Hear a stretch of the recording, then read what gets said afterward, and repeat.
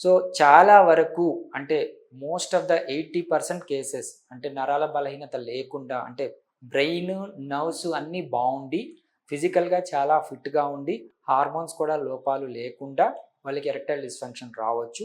దానికి మెయిన్ కారణం emotional disturbance అంటే స్ట్రెస్ కావచ్చు, యాంగ్జైటీ కావచ్చు, డిప్రెషన్ కావచ్చు. వీటిలో కూడా ఎరెక్టైల్ డిస్‌ఫంక్షన్ వస్తుంది. సో ఇవి ఉన్నప్పుడు ఏంటంటే మనం ఏదో మెడికేషన్స్ పెట్టికి ఆ రోజుటికి ఆ రోజు అంటే సెక్షువల్ ఎరెక్షన్స్ ఇంప్రూవ్ అవ్వడానికి వయాగ్రా టాబ్లెట్స్ వేసేయడం, దానికి అలవాటు పడిపోవటం, దానివల్ల సైడ్ ఎఫెక్ట్స్ రావటం కాకుండా ఈ లో intensity extra corporeal shock wave therapy ఇది రీసెంట్ టెక్నిక్.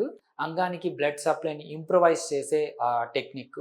దీని ద్వారా ఏంటి అంటే లోపాలు చాలా అంటే కారణాలు చాలా ఉండొచ్చు. నేను ఇప్పుడు మనం మాట్లాడుకున్నట్టు చాలా ఉండొచ్చు. కానీ మెయిన్ థింగ్ ఏంటంటే అంగంలో రక్త ప్రసరణ తగ్గడం. ఇది మెయిన్‌గా అంటే 80% ఆఫ్ ద కేసెస్‌లో రక్త ప్రసరణ తగ్గడం. సో దాన్ని ఇంప్రొవైజ్ చేయడం ద్వారా మనకు ఈ ఎరెక్టైల్ డిస్‌ఫంక్షన్‌ని కరెక్ట్ చేసుకోవచ్చు.